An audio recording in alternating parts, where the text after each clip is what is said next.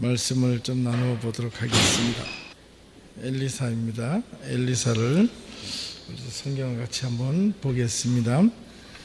엘리사가 보고 소리 지르되 내 아버지여 내 아버지여 이스라엘의 병거와 그 마병이여 하더니 다시 보이지 아니하는지라. 이에 엘리사가 자기의 옷을 잡아 둘러 찢고 엘리야의 몸에서 떨어진 겉옷을 주워 가지고 돌아와 요단 언덕에 서서 엘리야의 몸에서 떨어진 그의 겉옷을 가지고 물을 치며 이르되 엘리야의 하나님 여호와는 어디 계시니까 하고 그도 물을 치매 물이 이리저리 갈라지고 엘리사가 건너니라.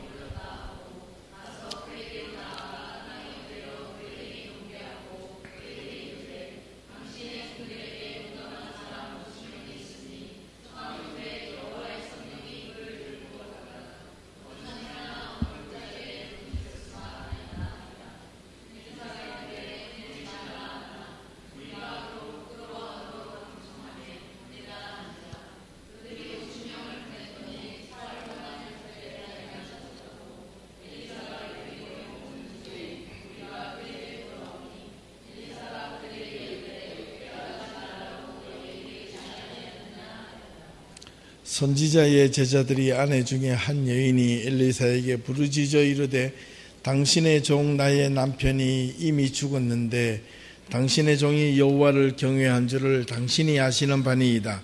이에 빚준 사람이 와서 나의 두 아들을 데려가 그의 종을 삼고자 하나이다 하니 엘리야가 그에게 이르되 내가 너를 위하여 어떻게 하랴? 내 집에 무엇이 있는지 내게 말하라.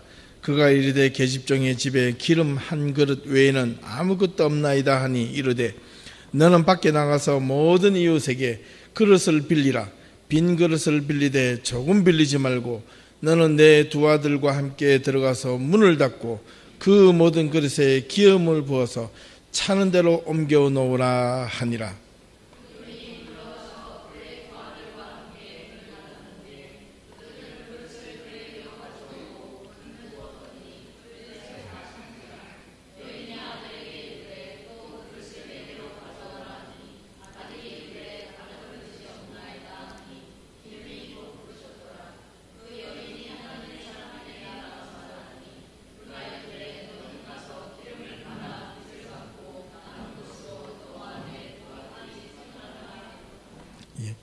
아람 왕의 군대 장관 나아만은 그의 주인 앞에서 크고 존귀한 자니 이는 여호와께서 전에 그에게 아람을 구원하게 하셨음이라.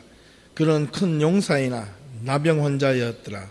전에 아람 사람이 떼를 지어 나가서 이스라엘 땅에서 어린 소녀 하나를 사로잡으매 그가 나아만의 아내에게 수정 들더니 그의 여주인에게 이르되 우리 주인이 사마리아에 계신 선지자 앞에 계셨으면 좋겠나이다.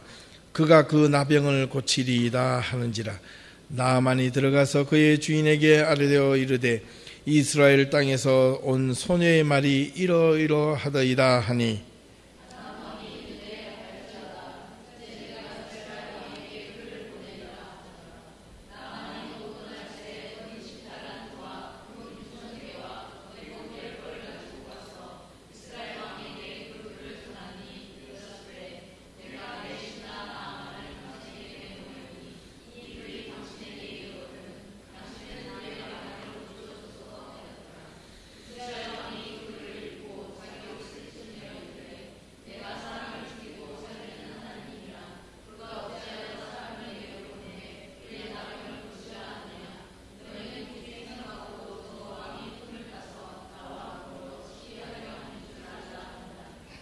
하나님의 사람 엘리사가 이스라엘의 왕이 자기의 옷을 찢었다 함을 듣고 사람에게 보내 이르되 왕이 어찌하여 옷을 찢었나이까?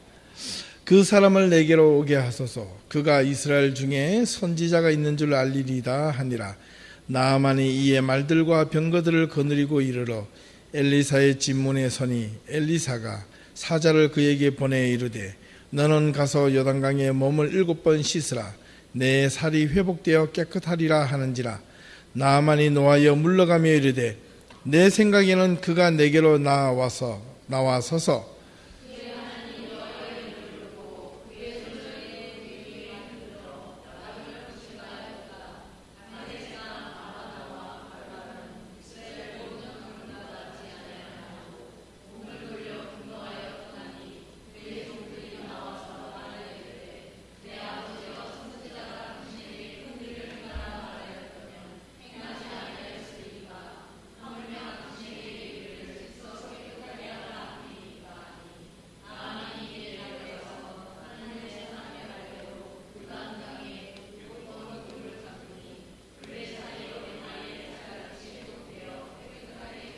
마지막입니다.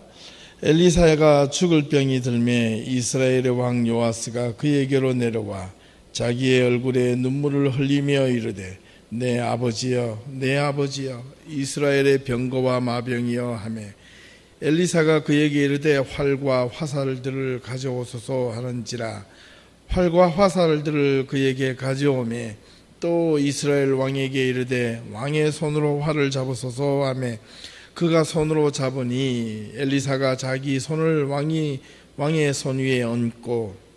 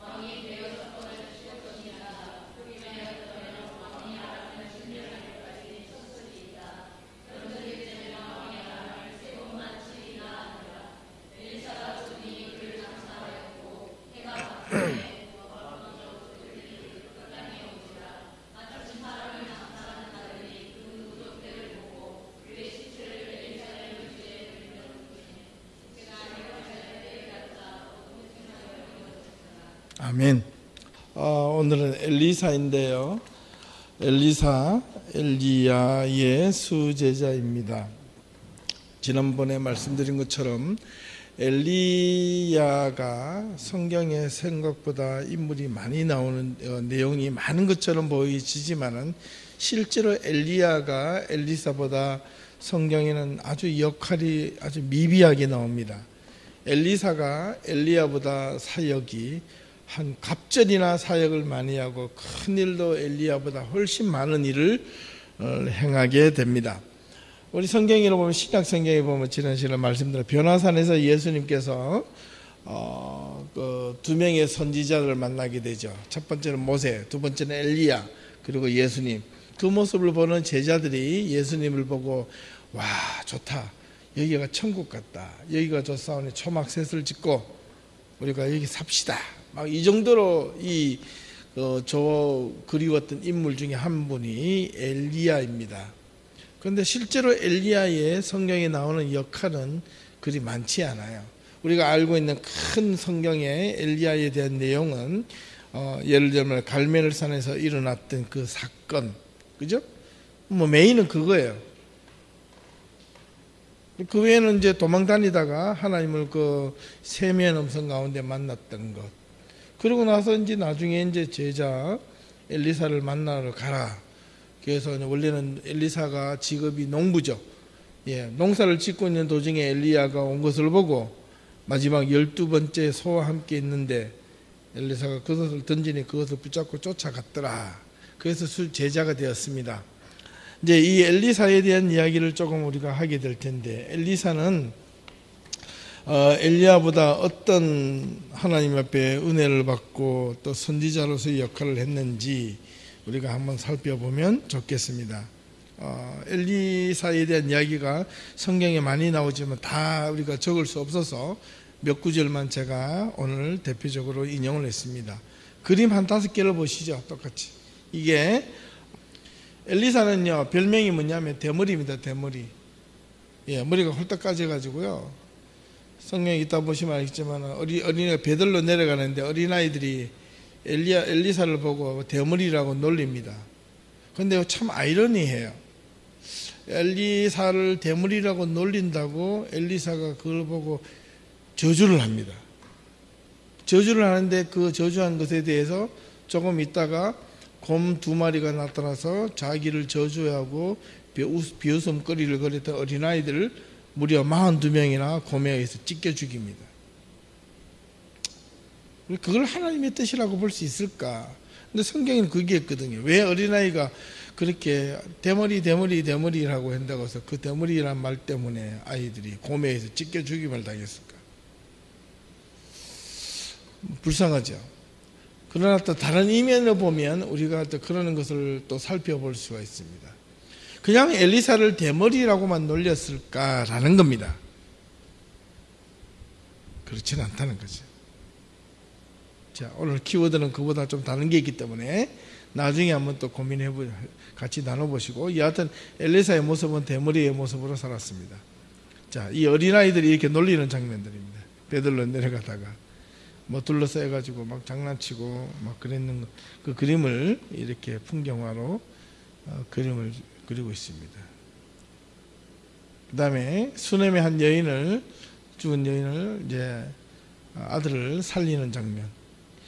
이 얼굴 보니까 아들이하고 딸인 것 같은데, 하여튼 그림을 베냐민 웨스트가 그렸습니다. 이거는 뭘까요? 이 나아만 장군이 찾아오는 장면입니다. 이 문둥병이 걸린 것 같지 않고 정상적인 사람 같은데, 이제 그런 뽀약으로 지금 그려지는 겁니다. 엘리사가 나아만의 선물을 거절하는 겁니다. 거절하는데, 거절을 돌려보내는데 누가 그 뒤를 막 따라가가지고 그거 그냥 가져가지 마시고 저한테 좀 주십시오 이라고 받은 사람이 누굴까요? 그 종 게하시. 그래가지고 주인님 다시 가져왔습니다 하는 게 아니고 몰래 받아가지고 어떻게 했죠?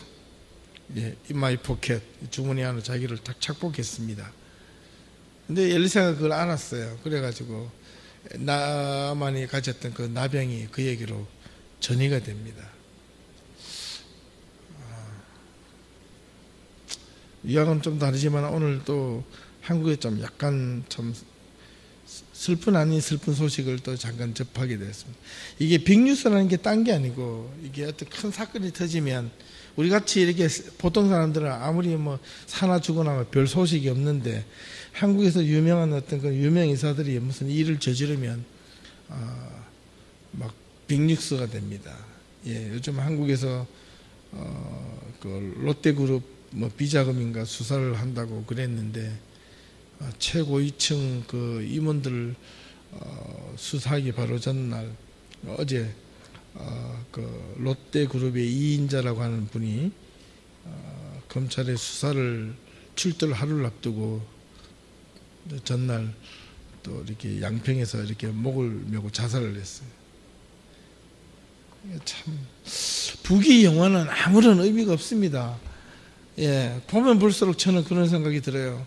그의 30년, 40년간의 뭐 호텔 롯데에 입사를 평시험 사원으로 입사해서 뭐 최고위층의 그룹 2인자가 될 때까지의 그 온갖 것을 다 누려도 결국은 그렇게 가는 겁니다. 볼 때마다 안타깝습니다. 저 사람은 불행한 삶을 살았구나. 우리는 없지만 행복한 삶을 살고 있다. 요즘 참 많이 느낍니다. 이 나아만은 어떤 사람일까? 이 아람 군대의 장관이라고 그랬잖아요. 아람 왕의 군대 장관. 쉽게 말하면 오늘날 국방부 장관 같은 그런 형태인데, 이 아람이라는 이 아람 군대, 아람이라는 나라는 북이스라엘, 특별히 이스라엘, 북이스라엘 위쪽에 있는 위치이기 때문에 이 아람이라는 이 군대가 북이스라엘에 힘이 있었기 때문에 이 북이스라엘 나라는 그냥 쉽게 변방의 한 작은 나라 이 정도로 취급을 했기 때문에 아주 큰 관심을 두지 않는데, 마음만 먹고 한번 쳐들어오면 그냥 한꺼번에 확 이렇게 없앨 수 있는 그런 강력한 군대 그 당시 나라였습니다.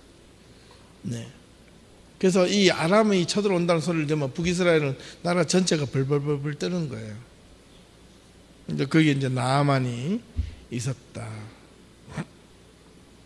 그 다음에 엘리사가 무덤에서 마지막에 죽기 전에 우리 성경 마지막 부분에 읽었죠.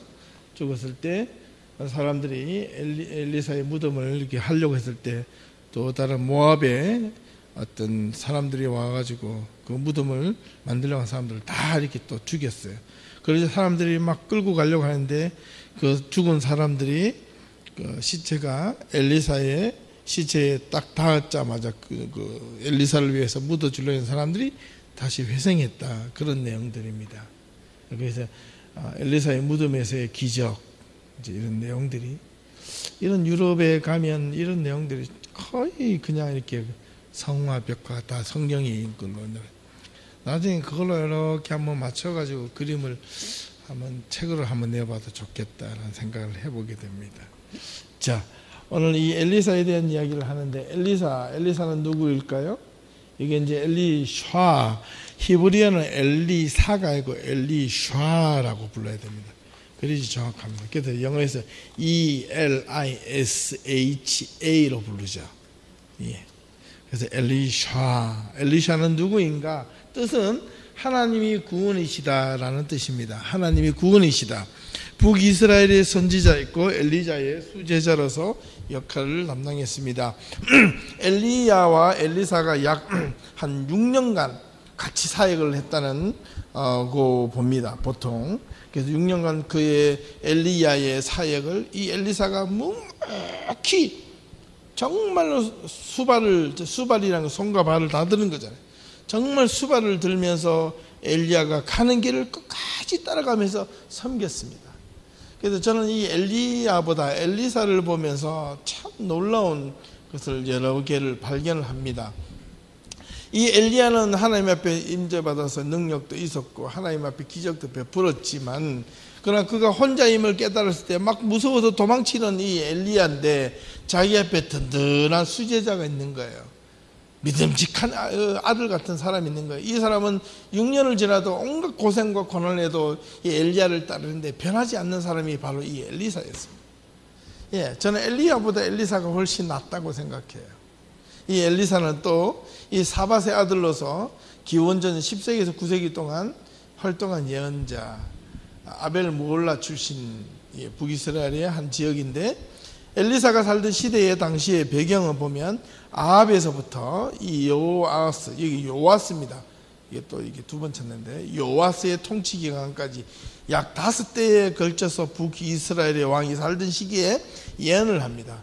이 여기 아시아, 여호람, 에후, 아시아까지는 누가 엘리야가 예언을 하지만은 여호람, 여후, 요아스까지의 이 왕이 죽고 바뀌고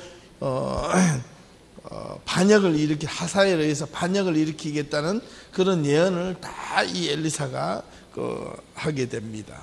그래서 약 5왕의 북이스라엘 왕이 지날 때까지 이 엘리사가 하나님 앞에 예언자로 서는데, 이 5명의 왕들은요 전부 다 이게 악한 왕들이에요. 하나님 앞에 범죄를 저지르고 우상을 섬기고 계속해서 바알을 섬겼던 왕들입니다. 한번 보세요. 솔로몬 시대에 어떤 분들이 저에게 그런 글을 보내온 적도 있고, 제가 참 고민을 해가지고 답을 드린 적도 있습니다. 또 다른 분들이 저한테 가끔 그런 이야기를 던져요. 어떻게든 질문을 한다는 겁니다. 뭐냐면, 목사님 이해가 되지 않습니다. 솔로몬은 너무나 열심히 자기는 뭐 흥청망청 죽을 때까지 잘 먹고 잘 살다가 죽었습니다. 야, 우리는 열심히 일하는데 고생해도 뭔가 희망이 보이지 않습니다. 이게 도대체 얼마나 하나님 보시기에 불공평한 겁니까? 솔로몬은 벌도 받지 않고 죽었습니다. 예, 얼마나 불공평합니까? 불공평한 것처럼 보이죠. 예, 그 사람은, 솔로몬은 벌을 받지 않고 죽었을지라도 솔로몬으로 인하여 나라가 분열이 되고, 솔로몬으로 인하여 반쪽 나라의 북이스라엘 대부분이 바알을 섬기고 우상을 섬기고 악한 왕이 되어가지고 하나님 앞에 버림받는 그런 단초와 원인은 누구에게 있었는가? 솔로몬에게 있었다는 거예요.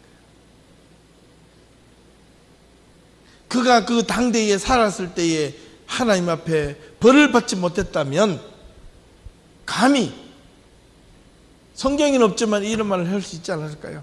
하나님이 솔로몬은 이뻐서 그냥 놔둘까요? 저는 그렇지 않아요. 살아서 벌을 못 받으면 하나님 앞에 심판받을 때 솔로몬아 너 뭐 했냐? 저는 지혜를 강구해서 여인 한 명을 2명이 왔는 아이를 하나 반쪽짜리를 고쳐줬습니다. 끝. 저는 하나님의 성전을 지었습니다. 이거 가지고 솔로몬이 하나님 앞에 설 것 같아요? 절대로 서지 못합니다. 하나님 앞에 솔로몬의 그 인생 전체를 보고 하나님의 이 솔로몬을 향하여 뭐라고 이야기하실 것인가? 야야, 너 하나 때문에 나라가 분열이 되고 너로 인하여 너 하나가 바르게 섰으면 나라가 분열되지도 않고 너 하나가 우상을 가지고 오지 않았으면 너 하나가 하나님 앞에 바로 섰으면 지금 북이스라엘이 이렇게 되었겠느냐? 그 모든 북이스라엘 후손의 왕들에 대한 책임을 누구한테 묻겠느냐? 저는 솔로몬한테 물을 것 같아요. 그래서 솔로몬에 대한 북이 영화가 덧없습니다. 솔로몬이 지었는지 아니면 솔로몬의 당대에 지었는지 후대에 지었는지 모르지만은 솔로몬의 잠언 전도서라 그러잖아요. 특히 전도서의 1장을 보면 아무것도 쓰잘 데가 없다는 거예요. 헛되고 헛되다. 헛되다는 것은 보이더라는 겁니다. 아무것도 없다는 거예요. 우리가 죽을 때 가지고 갈 수 있는 거는요, 신앙 안에서 딱 2가지밖에 하나님 앞에 가져가지 않습니다. 하나는 우리의 삶, 우리의 살아왔던 삶의 그 기록, 잘한 것 못한 것, 죄를 짓고 죄를 짓지 않는 모든 것이 낱낱이 기록되는 한 인생의 일기장, 그 라이프, 그 라이프라는 그 일기장을 그 안에는 죄도 있고 잘못도 있고 내가 남에게 욕한 것도 있고 남에게 때린 것도 있고 남에게 욕을 얻어먹은 것도 있고 핍박받은 것도 있고 맞은 것도 있고 때린 것도 있고 그 모든 내 인생의 1초부터 매 순간순간의 모든 기록들을 가지고 하나님 앞에 서는 거고요. 그 다음에 2번째는 뭘 갖고 설까? 내 믿음, 내 삶에 대한 믿음, 내가 어떻게 살았는가, 내가 어떻게 하나님 앞에 바라보고 섰는가, 내가 힘들어도 하나님을 끝까지 의지하고 지켰는가 아닌가에 대한 그거 하나 붙잡고 가는 거예요. 너 어떻게 살다 왔냐? 예, 저는요 뭐 하다 왔습니다. 그거 아무 소용없어요. 저 목사 하다 왔는데 그게 뭔데? 그래, 그래서 그럼 너는 한 사람이라도 한 영혼이라도 제대로 키웠느냐? 그럼요. 제가 2,000명, 3,000명, 제가 이 매주마다 우리 예담교회 같은 경우는 10몇 명이 와가지고 성경 공부 들었는데요. 하나님 보시기에 헐, 야야, 10명이 100명이 1000명이 중요한 게 아니라 한 명을 앉혀놓고도 그 사람을 네가 영혼을 변화시킬 수 있는 그런 노력을 했느냐? 저는 했는데요. 나는 아닌데. 이러면 어쩔 거예요. 이게 가장 무서워. 우리에게 신실하게 달아가야 될 믿음은 그거라는 거예요. 날마다 믿음은 큰 것도 아니고 작은 것도 아니고 믿음은 날마다 검증받는 거예요. 말씀 앞에서 검증받고 내 삶을 검증받고 하루의 삶을 내가 지키기 위해서 노력해요. 내가 지난주 수요일날 어떤 장로님을 한 번 뵀는데 그 장로님의 삶을 저도 본받고 싶어요. 그 장로님은 매일 아침에 일어나면 제일 먼저 큐티를 하신답니다. 성경을 읽는데요. 딱 펴가지고 주어진 말씀에 성경을 읽는데 그 성경에 기억되는 그 내용에 따라서 오늘 해야 될 일들을 그 성경 말씀을 읽고 난 뒤에 결정을 한다는 거예요. 내가 어제 저녁에 그저께 며칠 전에 일주일에 한 달 전에 계획해 놓았던 그 약속까지도 그날 아침에 나에게 주어진 성경 말씀에 뭔가 마음에 부담이 되면 그 성경 먹고 기도하고 나서 만약에 만나지 말아야 되겠다는 마음에 감동이 오면 그분에게 정중하게 전화를 하신답니다. 누구 내가 오늘 약속을 못할 것 같습니다. 다음으로 꼭 미루시죠.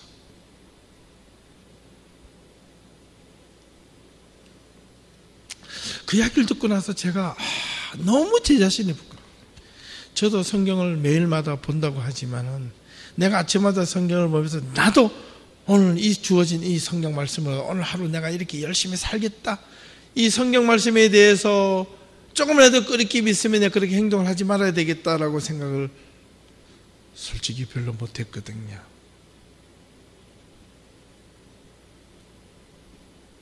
근데 우리 예담교회가 그런 훈련을 우리 이제 같이 좀 했으면 좋겠어요. 정말 그러면 하나님께서 이 교회를 너무나 아름답게, 너무나 진실된 교회로 만들어갈 것 같은 그런 꿈을 가져봤습니다. 하나님이 원하시는 교회가 뭘까? 진짜 문자주의적으로 우리 성경 읽고 딱 펴가지고 오늘 읽으니 그게 아니라, 그래서 그걸 보고 제가 이번 주 주일날 여러분들에게 미래의 어떤 방향을 제시를 한다 그랬잖아요. 내일은 우리 리더들이 모여가지고 거기에 대한 어떤 소프트웨어 프로그램 같은 걸 어떻게 조정할 수 있을까, 먼저 그거부터 좀 상의하고 이제 주일날 말씀을 대략 드릴 건데, 매일 이제 앞으로 다시 성경 묵상을 제가 전날 읽고 준비해서 여러분들한테 이제 다시 이제 보낼 건데, 그 보내진 말씀에 여러분 삶에, 매일의 삶에서 내가 행동을 하지 말아야 될 것, 여러분 이런 일이 꼭 있답니다. 성경을 읽으면요, 오늘 아침에 서로 다투지 말라, 화목하라, 그러면요 반드시 싸울 일이 생깁니다. 두고 보세요. 한 60% 이상은 싸울 일이 생겨요. 70%가 마음이 상한 일이 생겨요.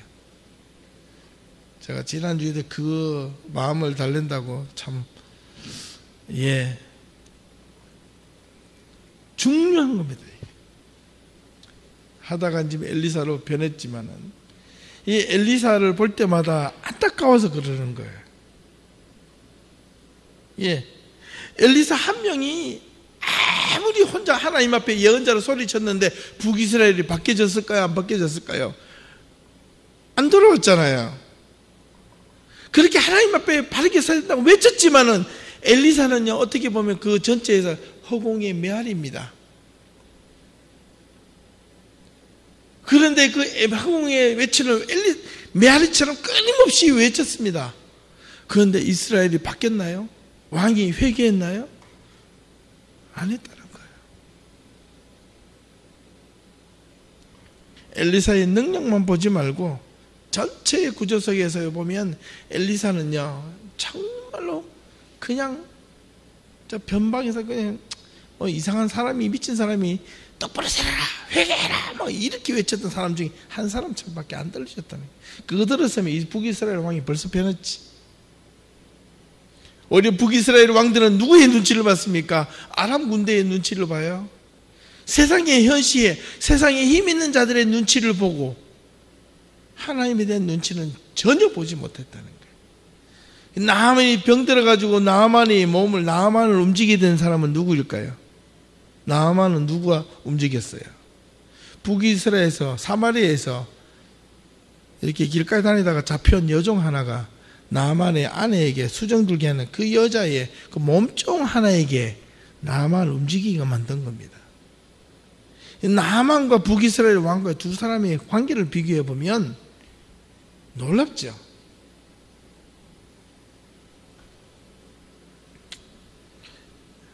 엘리야가 떠난 뒤에 약 60년간 북이스라엘을 위해서 예언을 했는데 이 나머지 왕들이요, 엘리사의 말을 들었는지 안 들었다는데 우리는 귀를 또 기울여야 됩니다. 여러분, 하나님의 복음이 외쳐도 들을 사람은 듣고 안 들을 사람은 끝까지 안 듣습니다. 세상에 빠져 있으면 절대로 귀에 들리지 않습니다. 교회 다닌다 해도, 신앙생활을 해도 내가 하나님 말씀대로 정말 따라 살겠습니다라는 그런 결단과 각오가 없으면 교회 와도 그냥 그저 왔다 갔다 하는 진짜 추와 똑같아. 북이스라엘 아람 군대의 잦은 출몰로 위기를 항상 맞고 두려움에서 있던 이 북이스라엘이었습니다.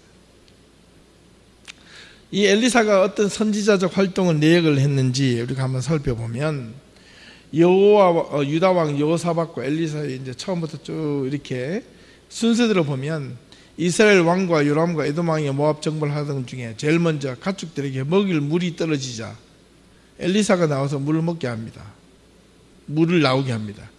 이게 유다와 이스라엘 왕이 그다음 에돔 왕이 합쳐서 모압을 정벌해서 지금 이렇게 보면 모압이 어딘지 아시겠어요? 예, 그림을 좀 안 가져왔는데 사이가 있으면 사이를 중간에 놓고 동남쪽입니다.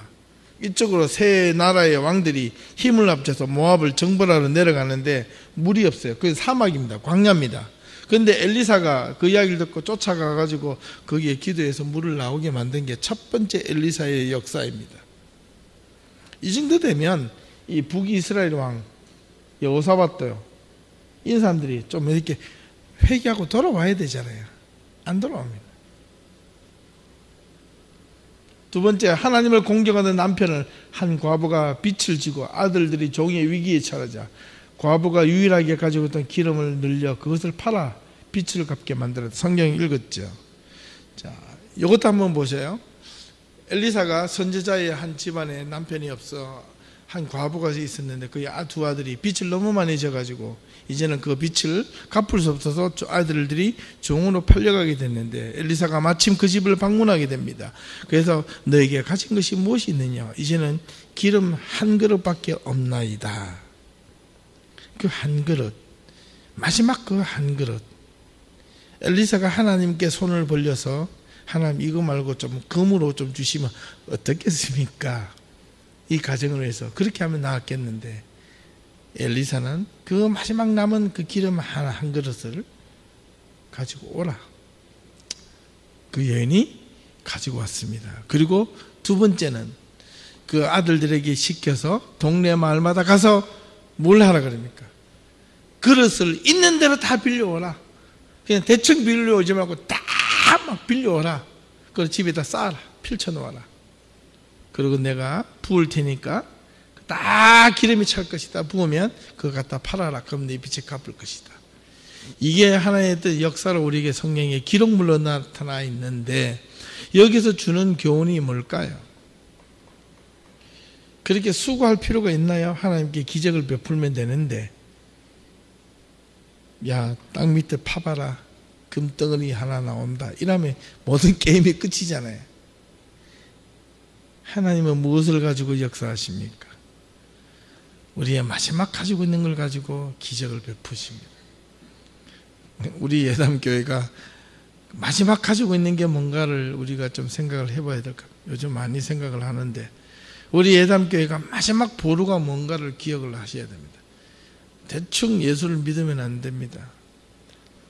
힘들고 이럴 때 진짜와 가짜가 구분되고, 예, 나에게 마지막 남은 것을, 이것이 엘리사가 누구를 위해서 쓰는 겁니까? 이거 가져가면 엘리사가 지가 홀라당 마시고 가져가면 어떡하나 여인이 그렇게 생각할 수도 있는데, 첫 번째는 거기는 엘리사의 말에 이 여인이 어떻게 했다? 순종했다. 내가 마지막 남은 걸 줘가지고 없을 수도 있는데 순종했더니, 그리고 옆집에 가서 다 빈 그릇을 빌려오라. 이거 무슨 시츄에이션? 못 믿겠다. 안 가고 버티면 어떻게 하겠습니까? 하나님의 역사는, 하나님의 기적은 100%의 믿음과 100%의 순종을 요하는 겁니다. 진짜 기적은 거기서 일어나요. 제가 아까 방금 말씀드린 그 장로님, 그렇게 아침마다 그 큐티 하시는 장로님이 그 가정이 참 편한 것 같죠. 제가 이번 주 수요일날 그 장로님 이야기 듣고 참 너무너무 마음속에 감동이 되고, 이게 진짜 가정이고 이게 진짜 공동체구나, 이걸 느꼈어요. 하나만 더 제가 이야기를 드릴게요. 그 장로님의 손주가 6개월도 안 됐는데 갑작스럽게 폐에 문제가 생겨가지고 여기 무슨 병원? 이 칠드런 키즈 시키즈인가? 그 하스피를 이 북미에서 엄청나게 유명하다며요. 그 병원에서 수술을 했는데 갑자기 이 애가 산소가 머리에 공급이 안 돼가지고 뇌사 상태가 됐어요. 6개월짜리가.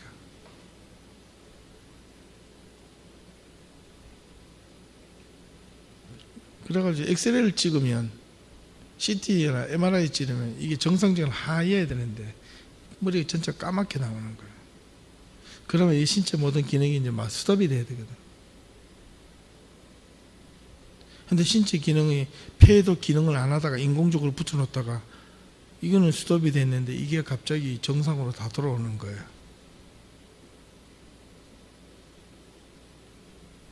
그 의사들이, 그 최고의 전문 의사들이 뭐라고 하냐면 이건 의학적으로 진단이 불가능하다. 하나님의 역사가 어디에 있는지. 그래서 그 장로님이 딱 그러셨던 가족회의를 딱 불러가지고 야야, 우리가 지금까지 하나님을 섬겨왔지 않느냐. 그분이 입으로 직접 들었어요. 그 앞에서. 진짜 가족과 진짜 공동체는 이때 빛이 난다. 나부터 할 테니까 우리 함께 짐을 지자. 며느라가 딸이구나. 딸아, 너 혼자 짐을 질 필요 없어. 너 밖에 살지 말고 우리 집으로 들어와. 집으로 같이 살아. 같이 짐을 주고 같이 짐을 나눠. 힘들어도 같이 힘들어지고 같이 울고 같이 고생해. 그 집으로 들어온다는 소리를 제일 기뻐하는 사람이 사위래 했어요. 사위가 그 이야기를 듣고 얼마나 기뻐하던지. 그래서 장로님이 또 물으셨던 거예요. 누구누구 서방 괜찮겠느냐? 몇 번이고 며칠에 또 물었대. 괜찮겠느냐? 아닙니다. 아닙니다. 근데 딸은 며칠 전에 아침 일어나니까 애가 흐느적이 있으니까 아침 새벽에 껴안고 울더래요. 흐느껴서 슬퍼서 울더라는 거예요.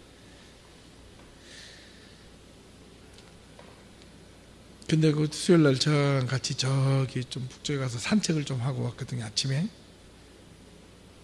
그날따라 제가 아침 6시에 다 돼가지고 잤는데 산책하면서 막 졸면서 갔어요. 근데 귀가 들리니까. 근데 얼굴이 너무 평안해요. 너무 평안해요. 정말 어쩜 저럴 수가 있을까 할 정도로. 그리고 하나님께 모든 걸 맡기자. 이 아이가 이렇게 된 것도 하나님의 뜻이 있을 줄 믿고 우리 가정에 더 열심히 뭉치고 더 열심히 사랑하고 더 열심히 아끼자. 이런 이야기를 하신다. 야, 가정의 힘은 여기서 나오는구나.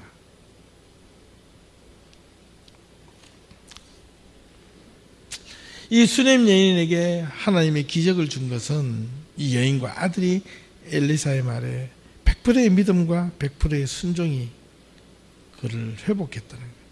그런데 그들이 적당하게 돈이 없어서 빚을 진 게 아니라 이제는 이 한 그릇만 남으면 없으면 이제 진짜 없는 그 상태까지 가는 거예요. 여러분, 우리의 믿음과 신앙은요, 50%의 빚을 지고 50% 아직도 내가 뭔가 할 수 있는 기회가 있을 때, 이때 하나님께서 뭐 은혜를 부시는 거 아니고, 어떻게 보면 정말 우리가 밑바닥까지 완전히 내려갔을 때 바닥을 치고 올라오는 그 순간에 진짜 하나님을 만날 수 있어요. 더 내려가기 전에, 안 내려가면 더 좋잖아요. 더 내려가기 전까지 우리가 하나님을 올바르게 보고 바라보고 따르자고요. 그 다음에 두 번째, 그 다음에는 길갈에서 어떤 사람이 독이 든 열매를 넣고 그 엘리사의 주변과 사람에게 음식을 대접하려고 했는데 그 국에 독이 든 열매 때문에 못 먹게 됐는데 밀가루를 넣어서 독을 이렇게 희석했다는 내용입니다. 크게 중요하지 않아서 넘어갑니다. 그 다음에 바알 살리사에서 보리빵 20개와 핵곡식 이삭으로 100명을 먹인 사건. 이보니까 보리떡, 물고기 2마리하고 보리떡 5개만 예수님이 기적이 아니라 이미 엘리사가 이 오병이와 같은 기적을 여기서도 행했습니다. 이걸 퀴즈로 내려고 그러다가 다음에 우리 성경 퀴즈 한번 하면 이런 걸 제가 한번 내야 되겠습니다.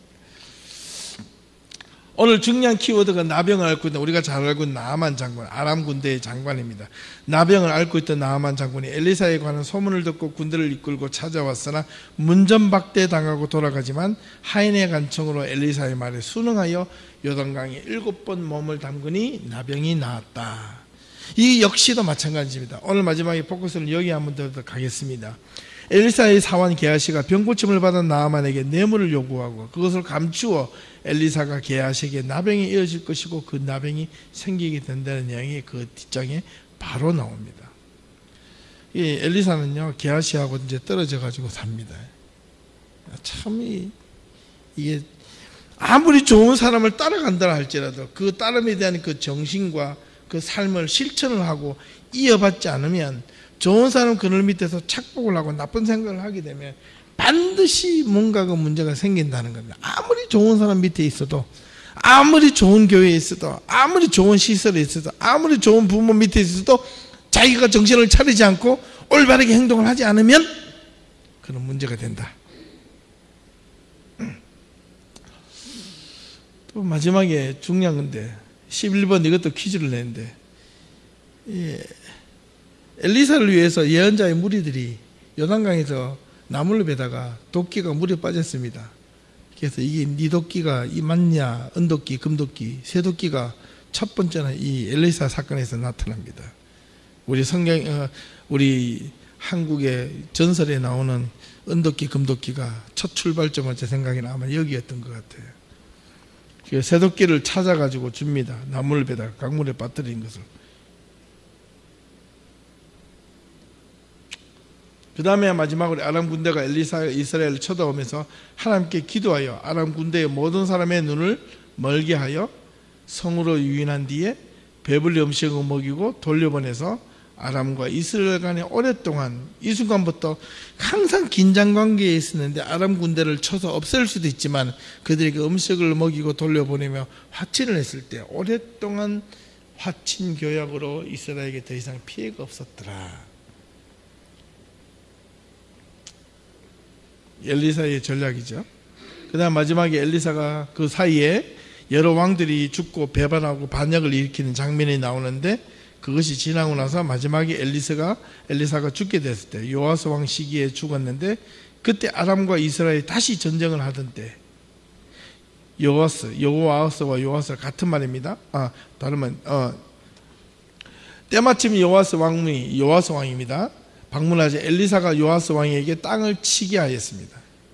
같은 말입니다. 요아스와 이게 번역상에 문제가 좀 있어서 그런데 땅을 치게 했습니다. 누워있는데 왕에게 땅을 치소서 이렇게 했습니다.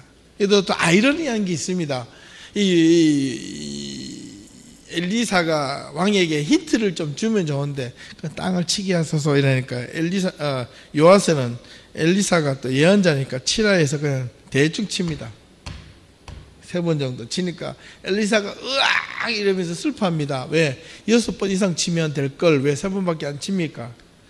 그래서 책망하며 3번밖에 아람을 칠 수 없다고 한탄하면서 예언하며 나중에 죽습니다. 그리고 엘리사의 시신이 죽은 자들이 다시 살아나는 장면을 아까 봤던 겁니다. 이게 엘리사의 전체적인 그의 사역의 내용인데, 오늘 우리가 다시 한번 이 엘리사를 통해 유심하게 보아야 될 부분은 이겁니다. 선지자 엘리사의 사역에서 가장 기억에 남는 것이 있다면 무엇일까? 저는 이 나아만 장군과 엘리사의 만남, 우리가 잘 아는 내용이지만 한 번 더 짚어보자는 겁니다. 자, 질문. 엘리사의 담대함과 나아만 장군의 순종은 오늘 우리들에게 무엇을 의미하는가? 한번 생각해 보세요. 우리가 잘 아는 내용이기 때문에 제가 여기서 구체적으로 설명을 하지 않겠습니다. 여러분들 토론으로 한번 맡겨드리고 싶은데, 엘리사와 이 나아만의 담대함과 이 순종은 무엇 때문에 일어난 것인가? 우리가 알죠, 스토리죠.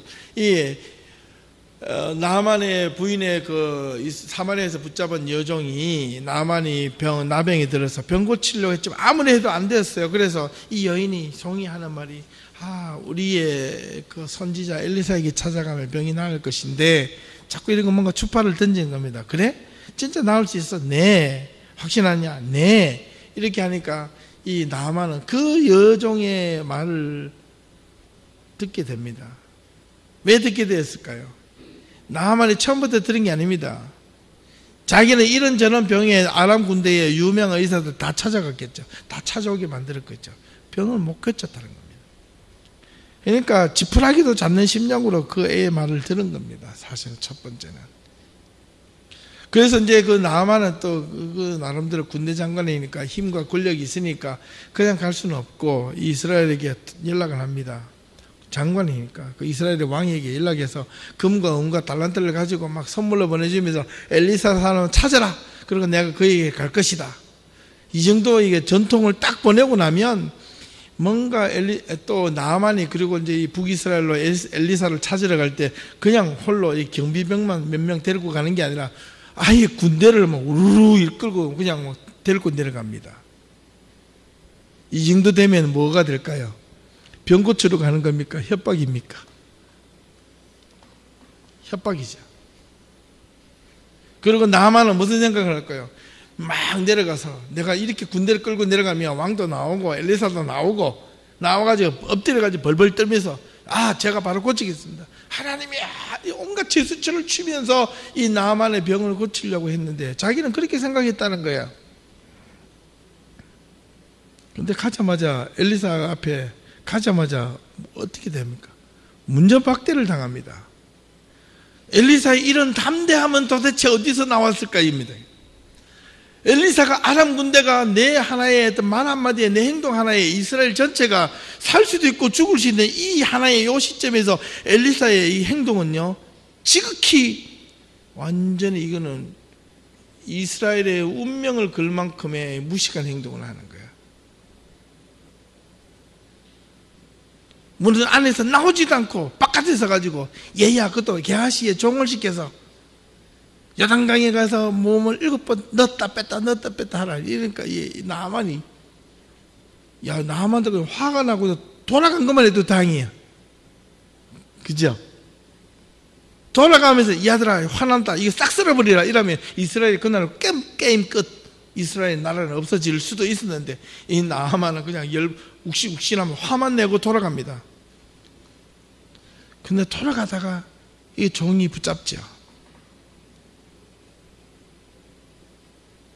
나하만이 진정을 합니다. 생각을 합니다.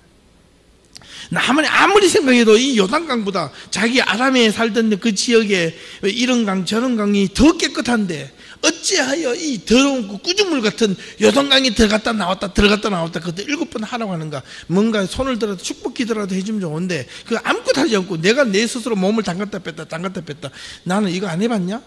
그런데 이런 행동이 너무나도 어처구니가 없는 이런 행동을 하나니 내 체면이 장관인데 그래도 그것도 빨가벗고 들어갔다 나왔다 하면 해보라는 거예요. 얼마나 부끄러운 짓입니까? 체면이고 뭐고 아무것도 없는데. 엘리사의 담대함은 어디에 있었고 나하만의 순종이란 말보다는 그것을 말을 따르었던 것은 오늘 우리들에게 무엇을 의미하는가? 엘리사의 기억에서 사에게 남은 것이 있다. 나하만이 버럭 화를 내며 그냥 돌아가게 된 이유는 무엇인가? 그거는 바로 내 생각에는 성경에 보니까 그게 있어요. 응? 열왕기 하에 보니까 내 생각에는 이러할 것 같았다. 응?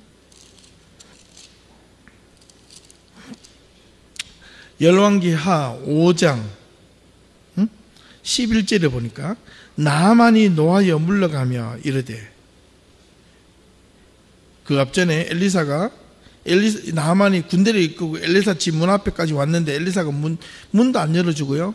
오히려 종을 시켜가지고 10절에 뭐라고 그러냐면 너는 가서 그것도 너라 그래요. 그러니까 당신입니다. 사실은 존칭 너는 당신은 가서 요단강에 몸을 7번 씻었고 내 살이 회복되어 깨끗하게 하느니라. 딱 요 말하고 아무것도 안 하는 거.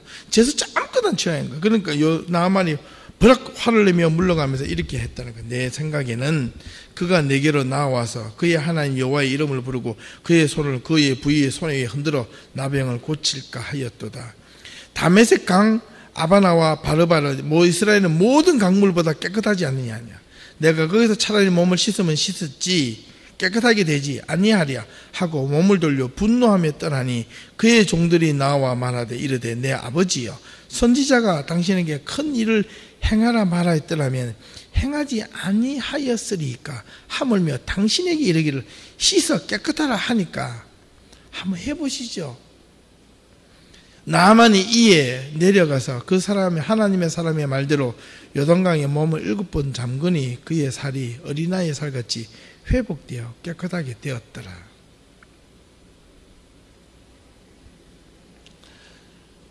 내 생각에는 오늘 이게 문제입니다. 우리의 신앙을 키워가지 못하고 성숙되지 못하고 깊어가지 못하는 이유는 내 생각이 너무 많아. 내가 하나님 생각보다 내 생각이 너무 앞서가.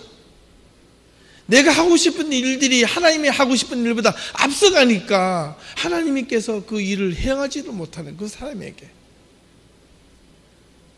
그 장로님이 그 하루의 삶을 아침에 하나님의 말씀을 읽고 하루의 시작이 자기가 세워놨던 계획마저도 그날이 그 계획, 그 약속이 아니라고 자기는 느껴졌을 때, 마음이 부담이었을 때 그 약속까지도 옮겼다고 실천하는 게 10년, 20년을 해왔던 그 장로님의 그 삶의 모습이, 이야, 저런 한 분 한 분들이 있어서 아직까지 이 토론토 한인사회도 아직 죽지 않았구나.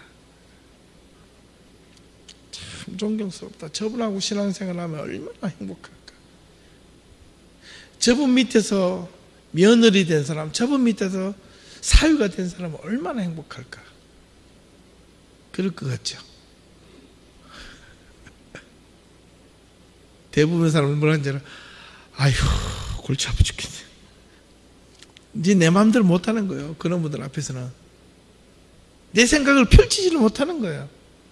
내가 하고 싶은 대로 못하는 거예요.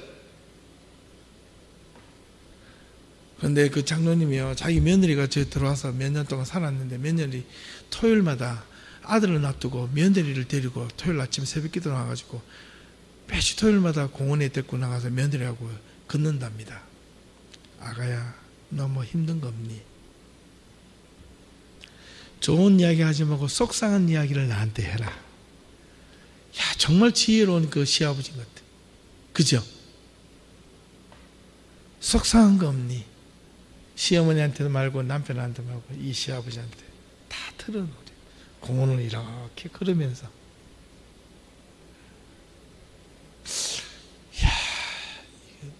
나도 딸만 둘이라서 그렇지 아들만 있었다면 저래 해보고 싶다.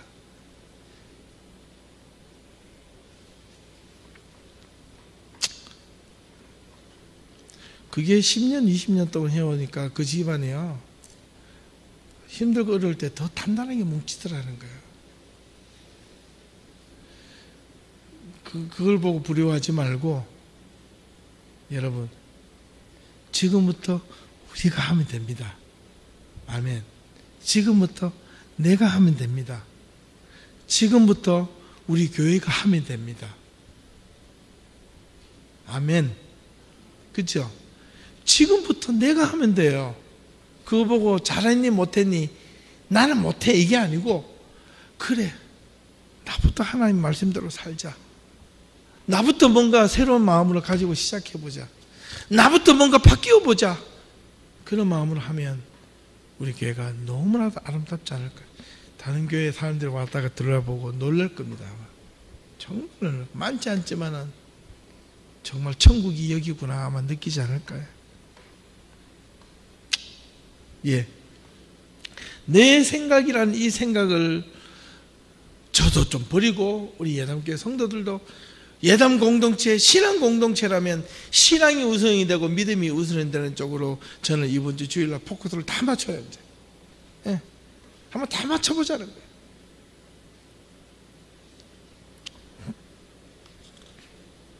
나만 장군의 모습을 통해서 우리가 신앙 안에서 배울 점이 있다면 무엇인가? 4가지인데요.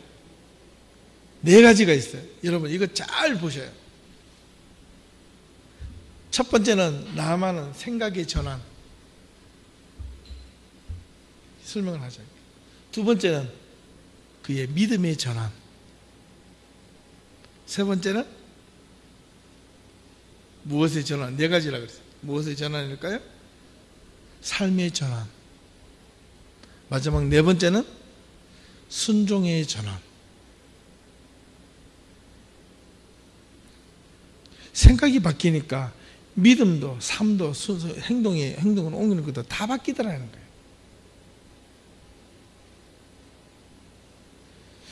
그래서 교육이 무섭습니다. 교육이 너무너무 없어요. 뭐 다 아는 분은 아시겠지만은 제가 우리 교회의 막둥이 누굽니까? 태인이 태호, 그죠? 태호. 군사님도 아시고 나는데 우리 태호부터 해가지고 우리 주일학 어린아이부터 이때부터 아이를 이렇게 좀 하나님의 말씀대로 키우라는 거예요. 나는 나이가 들었으니까 안 돼. 우리 자녀는 벌써 이미 나이가 20대, 30대. 나는 벌써 지금 20대 중반이야. 아니에요. 지금부터 하면 다 돼요. 다 됩니다. 예. 자, 지난주 금요일에 그랬죠. 내일 우리 집 청소한다고. 제가 제일 많이 일 벌어졌다 그랬죠. 내일 우리 청년들이 모이니까 우리 아이들한테 미리 이야기 다 했어요. 민정이하고 이럴까지 다. 내일은 몇 시? 9시부터. 원래 10시부터 청소하는데 언니 오빠들이 오니까 이모들이 삼촌들이 오니까 내일 9시부터 조금만 일찍 일어나. 9시부터 1시간 무조건 청소. 주일을 준비하는 마음으로 무조건 청소. 언제까지인지 모르겠지만 해보려고 그래요. 이 내용도 주일날 여러분한테 좀 이야기를 하고 싶어요. 해보니까 좋아요. 그러니까 아내가 옆에 있지만 딱 이야기하는 말이 내가 매일 하는 게 이거야. 야, 이 엄마는요 PT도 안 나고 고생을 해요. 그래서 참 미안했어. 네 가지의 전환이 필요하다 그랬습니다. 마지막으로 엘리사의 삶을 통하여 또 우리가 신앙에서 배우고 실천해야 될 것이 있다면 무엇일까? 똑같이 네 가지인데 앞에는 답을 안 달았어요. 여러분들이 원하는 답을 한번 넣어보라는 의미에서 저는 답을 갖고 있는데 제가 답을 다 가르쳐드리면 뭐 토론할 때 토론할 건덕지가 없잖아요. 첫 번째는 뭐뭐뭐의 간구, 두 번째는 뭐뭐의 담대함, 세 번째는 어떤 사역, 네 번째는 무엇에 아까 이야기했던 전환. 이 네 가지 중에서 단어가 공통적으로 들어갈 수도 있고요. 내용이 다 달라질 수도 있어요. 여러분 토론할 때 한번 이야기를 한번 해보셔요. 여러분 생각은 어떻게 나눌 수 있는지 좋은 대화들이 나눌 수 있기를 바랍니다. 우리 같이 한번 기도 한번 할까요?